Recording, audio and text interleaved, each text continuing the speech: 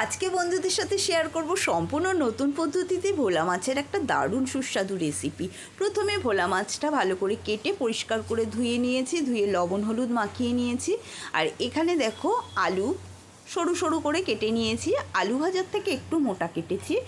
এখন গ্যাসে একটা কড়াই বসিয়েছি, কড়াইয়ের মধ্যে দিয়ে দিলাম 5-6টা শুকনো লঙ্কা, দিয়ে দিচ্ছি 2 চামচ সাদা তিল, আর দিয়ে দেবো 1/2 চামচ পোস্ত।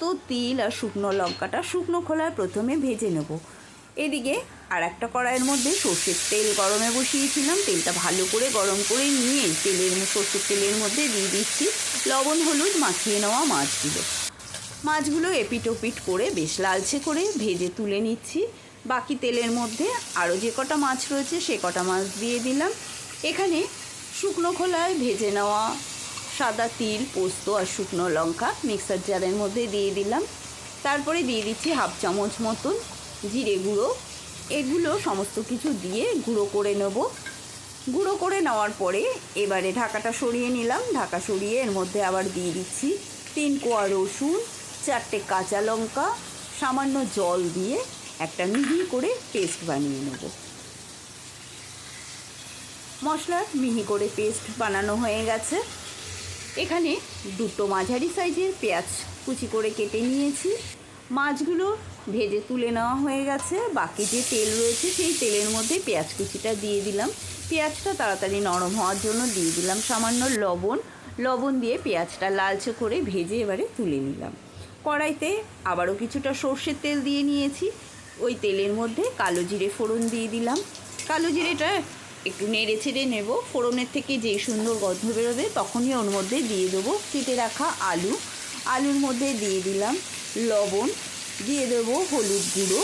লবণ আর হলুদ গুঁড়ো দিয়ে আলুটা ভেজে নেব। প্রথমে আলুটা ভেজে ভালো করে ভেজে নিয়ে তারপরে এর মধ্যে দিয়ে দেবো পেস্ট করে নেওয়া মশলার পেস্ট দিয়ে আলুর সাথে আবারও কিছুক্ষণ ধরে কষিয়ে নিতে হবে।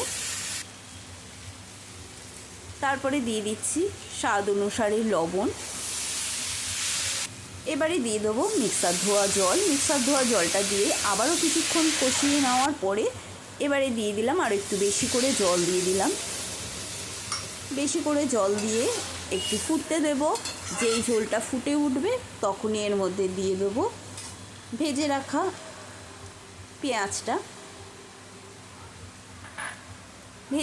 পেঁয়াজটা দিয়ে আবার একটু নেড়ে ছেড়ে নিতে হবে।